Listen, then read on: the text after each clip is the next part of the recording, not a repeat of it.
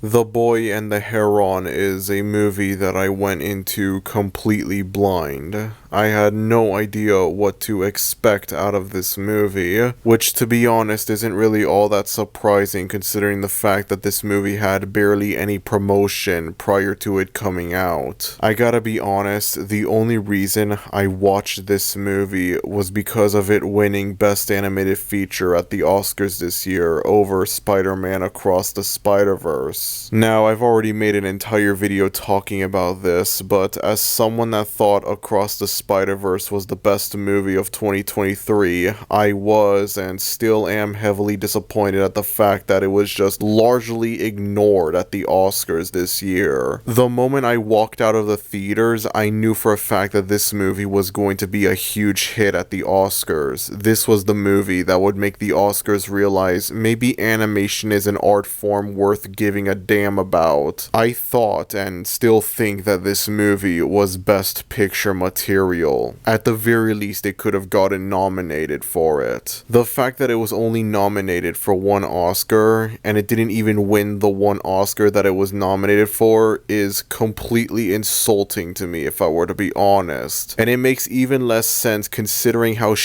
of a year 2023 was for cinema. If 2023 was jam-packed with cinematic bangers, then I would kind of understand why Spider-Verse didn't get much recognition. But 2023 was a terrible year for cinema. It was just really dry, really weak. On rare occasions, you had a great movie come out. There were bangers that came out last year, but most of the movies that came out last year, they range from mediocre to just straight up garbage. And that's not even going over the other stuff like the strikes and the rise of AI and the awful 100-year anniversaries for Disney and Warner Bros. It was a train wreck of a year basically when it came to cinema. And so it's like you have this clear standout masterpiece movie, this movie that everyone agrees is one of the best movies to come out of a very dry year for cinema, and you choose to ignore it completely. A perfect Best Picture candidate right here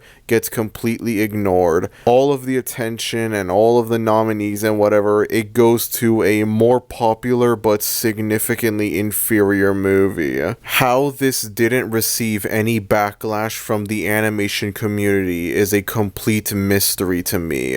So much for animation is cinema, I guess. Admittedly, it might be ridiculous for me to care this much about some stupid award show, but given how the whole thing with the Oscars is that they're meant to celebrate the best of film, the best movies that came out the year before, it makes no sense as to why they would completely ignore one of the few standout masterpieces of 2023 in favor of giving all of the attention and all of the nominees and whatever to Barbie.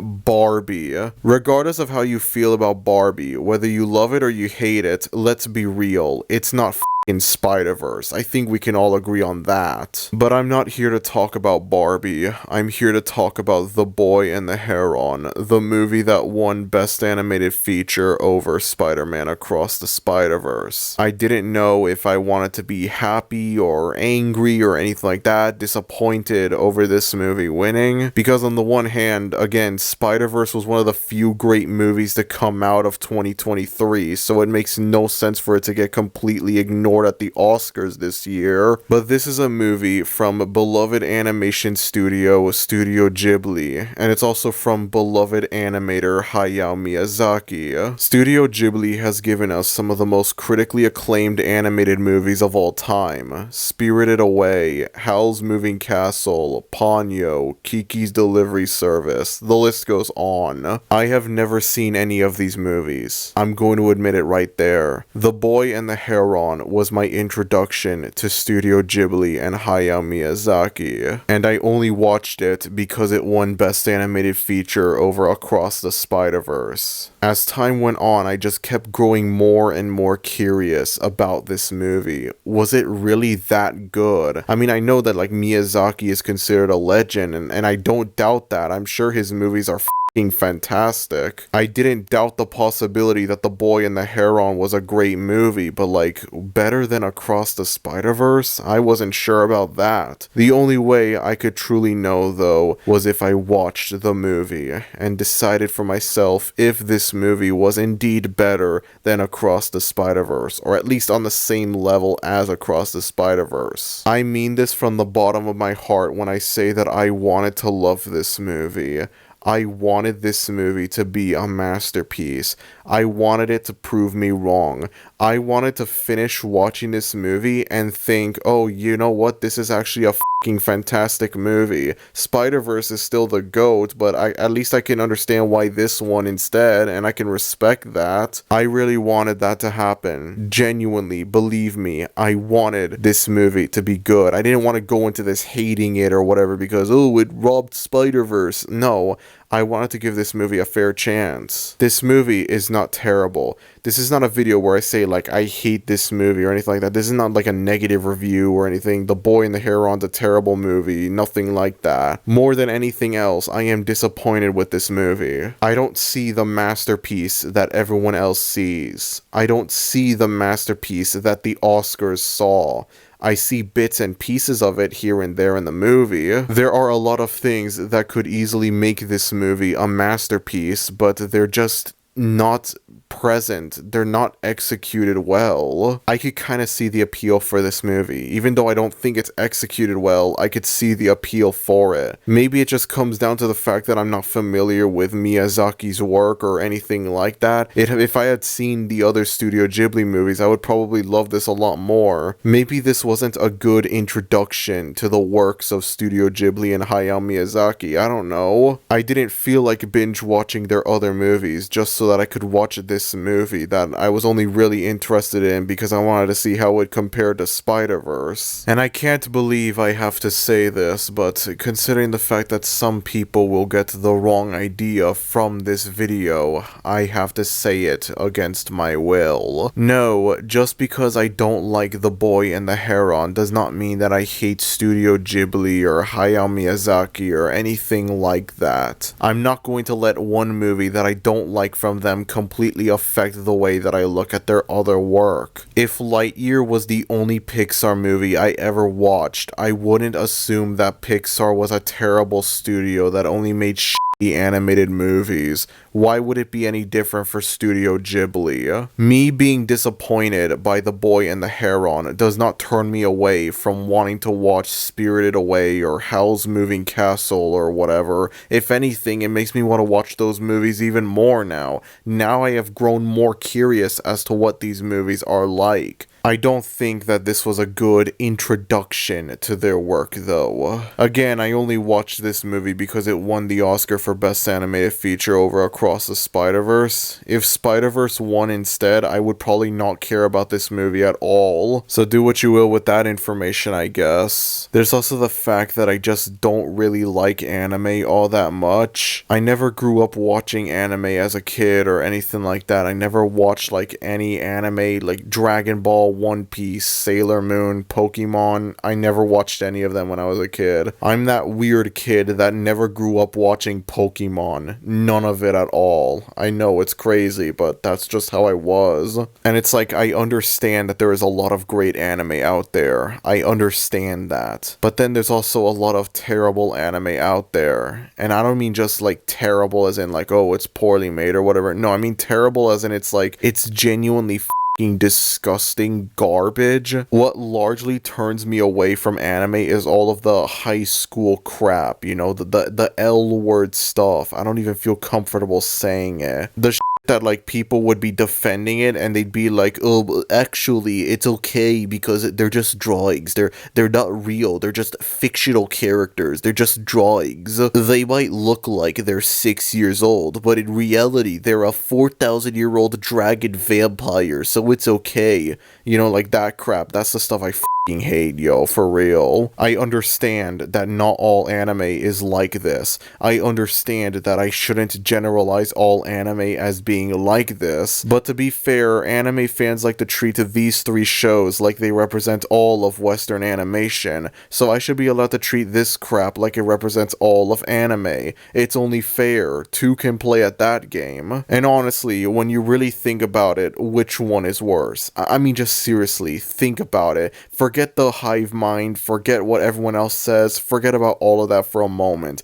Please, take some time, sit down for a few minutes, pause the video if you must, and just think to yourself, which one of the following is worse? A poorly executed black comedy based on Scooby-Doo, or this disgusting, wrong, borderline illegal shit that people are just okay with for some reason? Exactly. That's what I thought. I really want to make a High Guardian Spice joke right now, but unfortunately I can't think of one, which is a shame. This would have been a perfect time to make a High Guardian Spice joke. Anyways, I'm getting a bit off topic. My main point is, I didn't go into Boy and the Heron expecting it to be this high school L-word crap or anything like that. I'm smart enough to know that Ghibli and Miyazaki, they don't make that stuff. Miyazaki actually cares about making art, telling a story that people will remember. And even though I don't think he did a very good job with Boy and the Heron, I'm sure like with his other movies, he does a much better job at it. Again, this is going back to what I was saying earlier, that just because I don't like The Boy and the Heron does not mean that I hate Hayao Miyazaki or anything like that. Sometimes it doesn't matter how talented you are, you can and you will make a dud. If you're an artist of any kind, a painter, a filmmaker, an animator, a musician, an author, etc., it is inevitable that you will make a dud at some point. You will make something that is of lesser quality when compared to your other work, regardless of how talented you are. You know, you think about like all the other greats of cinema, you know, Kubrick and Scorsese, Tarantino and Nolan, etc. I'm sure like they have at least one dud in their filmography. I'm sure if I looked hard enough, I could find a bad Martin Scorsese movie. Because Martin Scorsese is undeniably one of the greatest film directors of all time, but I guarantee you he has at least one dud in his filmography. Whether it be a movie that's straight up terrible or a movie that it's not terrible but it is nowhere near as good as his other more well-known acclaimed movies, that's a completely different story, but it doesn't really matter. A dud is a dud. I don't see why Miyazaki should be exempt from this. Just because I don't like The Boy and the Heron does not mean that I hate Miyazaki or his other work. I can't believe this needs to be said, but I have to say it against my will, because I know that if I don't say this, the comment section will be full of people saying like, oh, so you hate his other movies? You hate Spirited Away and Hell's Moving Castle? You hate Podyo? How dare you hate all those movies? You're not a real animation fan. You have a terrible taste in film. And it's like, at no point do I ever say anything of that sort. I mean, fine, you want me to say it? Sure, I'll go ahead and say it. I hate Spirited Away. I hate this movie that I have never seen before in my entire life, and I've heard nothing but amazing things about it, but because I don't like a completely unrelated movie from over 20 years later that just so happens to be from the same guy that made Spirited Away, that means that I don't like Spirited Away either by default, because that's how it works, am I right? Alright, I think I'm getting a bit carried away right now. Let's talk about the plot of this movie. Here's the Letterboxd description. Yes, for the first time, I'm just providing you with an already written description of the movie from a website rather than reciting it myself, because I cannot be bothered to remember what this movie's about.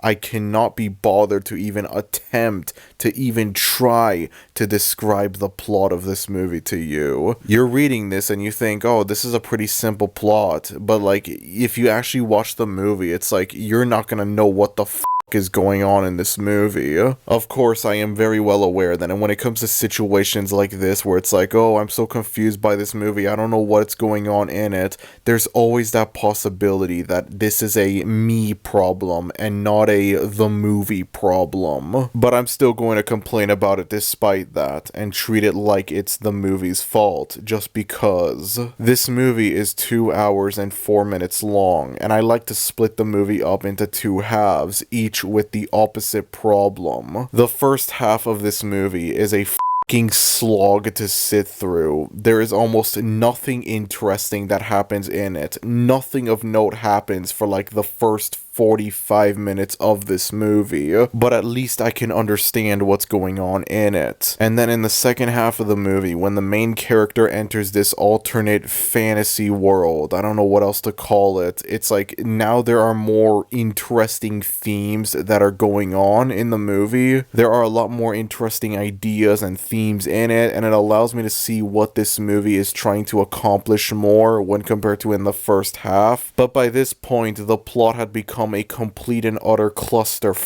I couldn't even begin to tell you what's going on in this second half. There's like a ton of different plot ideas and whatever. It's like, it feels like I'm watching numerous different movies stitched together. Nothing feels coherent or straightforward. There is one problem though with this movie that completely affects the entire thing, both the first half and the second half. The pacing of this movie. This movie is so slow when it has no reason to be, and you especially feel this in the first half of the movie.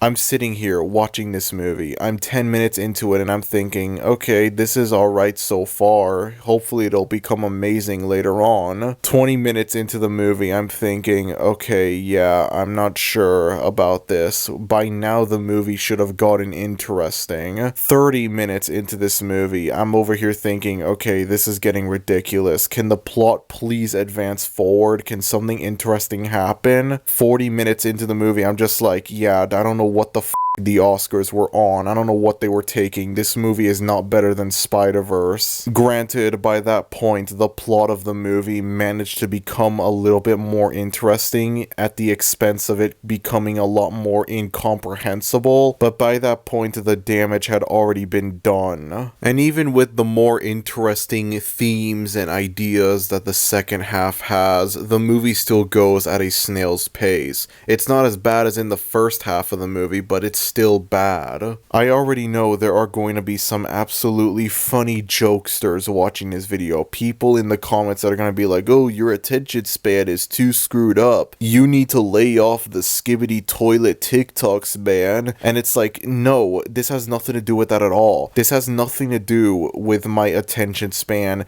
This has nothing to do with the short attention span crisis that's been going on with the current generation. This has nothing to do with all of those Family Guy, Subway Surfer shorts on TikTok, YouTube shorts, whatever. This has nothing to do with Skibbity Toilet or that f***ing chicken nugget that sings Cotton Eye Joe. It's like, no, it has nothing to do with any of that. Sometimes a movie is slow, and sometimes people criticize that movie for being slow, and it is normal. Watching this movie made me realize how important pacing is for a movie. I mean, obviously I knew that it was an important thing. You need to have good pacing in a movie, but this movie made me realize that I was taking good pacing in other movies for granted. Let me give you a scenario. You have plot point A and plot point B. An extremely fast-paced, over-the-top movie wouldn't just give you plot point A and then a decent amount of time goes by and you get plot point B.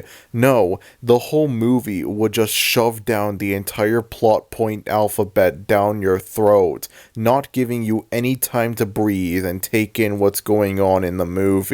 You end up feeling cluttered, claustrophobic, and confused because the movie is just giving you too many things to take in. On the other hand though, a movie that goes at an absolute snail's pace like The Boy and the Heron naturally has the opposite problem. You get plot point A and then you take it in. The movie gives you time to take in the plot point. maybe a little bit too much time. You could acknowledge and take in plot point A, and then because of how slow this movie goes, you will inevitably ignore and forget about plot point A. And then you get plot point B at a later point in the movie, and it's like you take that in, but then by that point, you have already completely forgotten about plot point A. And then much later on into the movie, when plot point A gets brought up again, you're just left there confused until you remember, oh yeah, that was at the beginning of this movie. And so now you're trying to look through your brain, look through your memories, trying to look for where you had plot point A. And it's just a mess. That's all that it is, really. A movie should not be this slow paced. This has nothing to do with my attention span. And you know what? It's not really the fact that this movie is slow paced. It's more the fact that just nothing interesting happens in this movie. Again, as I brought up before, this movie is 2 hours and 4 minutes, and it's not until like 45 minutes in that's when like things start to pick up a little bit. There is no reason for this movie to be 2 hours and 4 minutes long. You could cut out a good 80% of the first half of this movie and have the main character enter this alternate fantasy world much earlier, and it would just make it a lot easier to sit through this movie.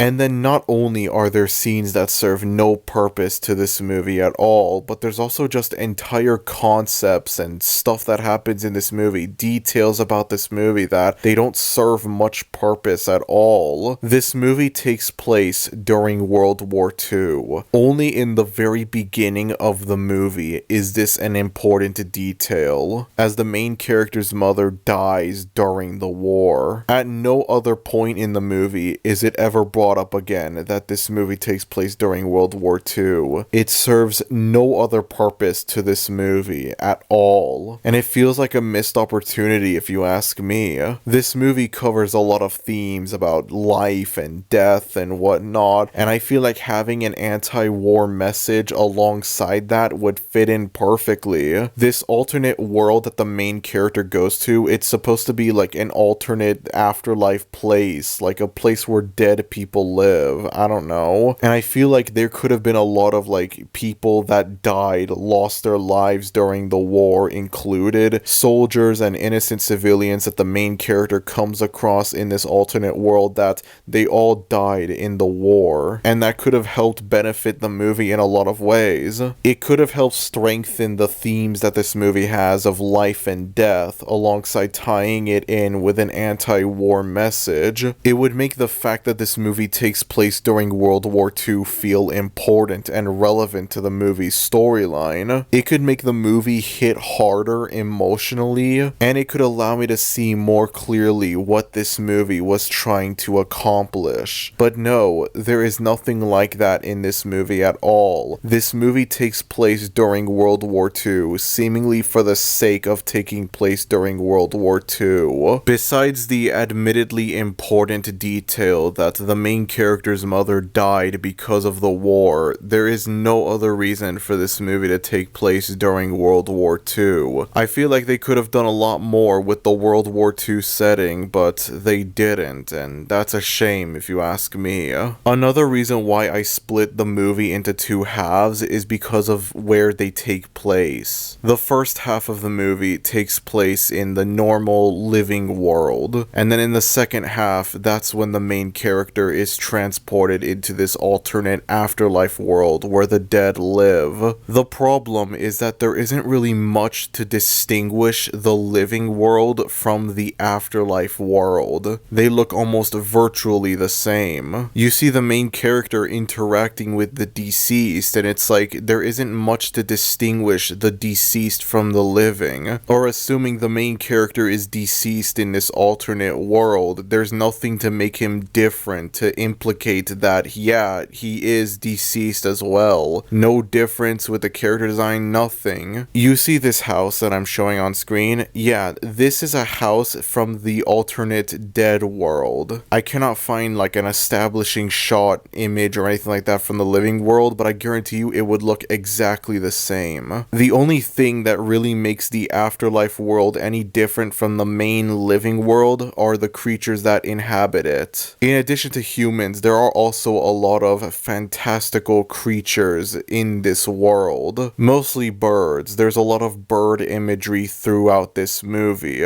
But unfortunately, that's not enough to differentiate this world from the living world. You're gonna need a lot more than that. It makes me grateful for the fact that the movie very rarely cuts back to the living world. Like, I think only like 2 or 3 times it does it. It shows a scene in the afterlife world and it cuts back to the living world and then it cuts back to the afterlife world. It makes me grateful for the fact that they very rarely do that, because if they did, then it would just be confusing, because visually there's almost nothing to differentiate the 2 worlds. And so the movie would end up becoming even more confusing than it already is. If there's one thing that I will give praise to the movie for, is that it has very gorgeous animation. If anything, I will say that the animation is easily the strongest aspect of this movie. This movie is gorgeous. I love the visuals. I love the imagery that this movie has, but that's the only thing it really has going for it. That's the only thing about this movie that I'd say deserves the critical acclaim. And unfortunately, I cannot believe this is another thing that needs to be said, but great animation is not enough to make a great animated movie. A great animated movie should have both great animation and a great storyline. The Boy and the Heron only has great animation, and that's it. Actually, no, you know what? The animation quality isn't really all that important when it comes to making a great animated movie. There are tons of animated movies out there that have beautiful looking animation, but they're ultimately very subpar and mediocre. Having great animation will obviously strengthen your animated movie, but it's not the end-all be-all when it comes to making a great animated movie. The storyline is the most important thing for any movie, animated or live action. When you're making a movie, you're also telling a story that you want to convey to the audience. And if the audience watching your movie is confused by your storyline, confused at what you were trying to say, then you've failed. I don't know what else to tell you. I don't want to call this a style over substance movie, because there is clearly substance in this movie, but it's not done very well. Between the slow pacing that's further affected by just tons of pointless filler scenes and just the absolute cluster story that the movie has in its latter half, I see bits and pieces of what this movie was trying to do, but I don't think it does it very well. I want to love this movie. I want to see it as a masterpiece, but I can't. I don't hate this movie at all. I don't think this is a terrible movie. If anything, out of every movie that I've looked at on this channel, this is probably the best one that I've looked at. And I think it's only okay, and that's it. I really gotta look at more great movies, I know. More than anything else, I am heavily disappointed with this movie. I wanted this movie to be a masterpiece, but it's not. This feels like a movie that should stay in my memory for a very long time. Like, I sit down and I watch this movie and I'm just moved away by its story. I'm moved by what it's telling me. It ends up being a movie that I never forget for a long time. A movie that just stays with me like that. But instead, this is a movie that I will forget about very soon. Not long after I finish making this video, I will forget about this movie. I will forget about what happens in this movie. And there's almost no chance in hell that I will ever sit down and watch this movie a second time, because the movie doesn't give me any reason to rewatch it. After I finished watching this movie, I just wanted more than anything else. I wanted to watch the other Studio Ghibli and Hayao Miyazaki movies, because I know that these people, they can be capable of putting out a masterpiece. I've heard so many amazing things about their other movies. I didn't want to dismiss their other work just because I didn't like one movie from them. Very recently, I bought 4 movies from Studio Ghibli, and I've yet to watch any of these movies, but I do intend on watching them maybe shortly after I finish this video. I don't know. But I truly believe that that Studio Ghibli is capable of putting out an amazing movie. Hayao Miyazaki is capable of putting out an amazing movie. The Boy and the Heron was nothing more than a very poor introduction to their work. It was not a good starting point, I'll admit it. The only reason I wanted to watch this movie was because of an admittedly rather petty reason. I'll just go ahead and say it. But at the same time, when one of the very few great movies to come out of 2023, when one of the very, very, very few masterpieces to come out of one of the worst years in cinema history gets completely ignored at the Oscars, and it loses the only Oscar it was nominated for to this, I get curious. I wonder what this movie is like. It's as simple as that. I sat down, I watched this movie, and I was heavily disappointed with it. I do believe that Across the Spider-Verse should have won instead. I'm now fully convinced that the only reason this movie won Best Animated Feature was because of who made the movie, and not because it's better than Spider-Verse. I'm not disrespecting Miyazaki or his work or anything like that, but I cannot automatically say a movie is good just because he made it. Again, even the greats can put out duds. I'm not gonna say that a movie is good solely because it was made by a beloved filmmaker. I'm going to say that a movie is good because it's fucking good, regardless of who made it. And unfortunately, despite being made by a beloved filmmaker, The Boy and the Heron is not a good movie. Not to me, at least. The only valid reason I could think of as to why this movie won over Spider-Verse was because of the alleged toxic work environment that the behind the scenes for Across the Spider-Verse had. And okay, yeah, I'll admit it, I can't think of a good excuse for this one. You win this round. To be fair, I want to imagine there are tons of other movies that went through something similar. Movies that went through like development hell, or they had like toxic behind the scenes stuff, toxic developments, I don't know. But they still got recognition at the Oscars. They still won Oscars and whatever. But that's all I'm gonna say on this. I don't know what else I could say with regards of like the toxic work environment that Across the Spider-Verse allegedly had, and how it affected Across the Spider-Verse winning Best Animated Feature. I understand that this is going to be a controversial video because I dare to commit the horrific crime that is disliking a Hayao Miyazaki movie, but the truth is, I cannot force myself to like this movie. I cannot pretend to like this movie. I finished watching the movie and I'm just left there feeling nothing but disappointment. I don't want to force myself to like the movie just because everyone else loves it. I don't want to pretend that I like it just because everyone else loves it.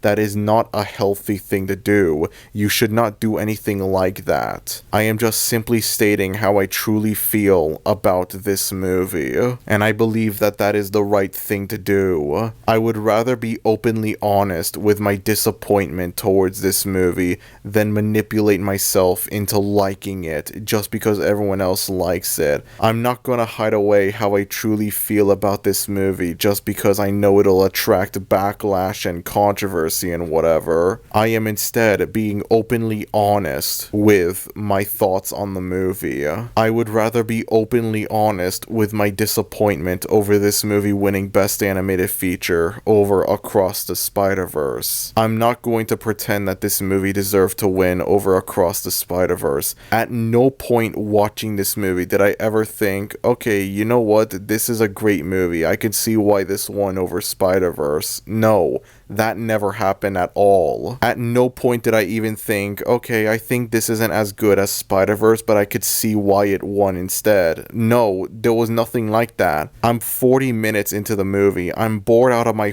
mind because nothing interesting is happening in this movie, and I'm over here thinking about how terrible the Oscars were this year. I don't like The Boy and the Heron. I don't think it's a very good movie. Does that make Hayao Miyazaki a talentless hack? No, it doesn't. Does it invalidate the quality of his other, hopefully much better work? No, it doesn't. As I've said numerous times before, and I will continue to say, even the greats can put out duds. it's normal. Nobody is exempt from criticism, so I don't see why Miyazaki should be. If this was like a passion project or something for him, then admittedly that will make me kind of feel bad for talking trash about this movie nonstop. But again, I cannot pretend to like this movie. I cannot force myself to like this movie just because everyone else loves it. You shouldn't do that at all. If you like a piece of media that a lot of people hate, then just be honest with it. Don't pretend to hate it just because everyone else hates it. If you don't like a piece of media that everyone else loves, don't pretend. Don't force yourself into loving it just because everyone else loves it. That is not a healthy thing to do. I wanted this to be a masterpiece. I see a little bit of the masterpiece that everyone else sees, but ultimately this movie is just confusing as hell. Again, this feels like a movie that should stay with me for a very long time. Like, I should just think about this movie a lot, but instead I'm just gonna forget about it very soon. And that's not how it should be. I don't hate this movie. I'm just severely disappointed by it. That's all I'm gonna say. Anyways, if you enjoyed this video, then be sure to like, and if you're new to the channel, maybe consider subscribing, as it would be greatly appreciated. Thank you everyone for watching this video, and I will see you all next time. Adios.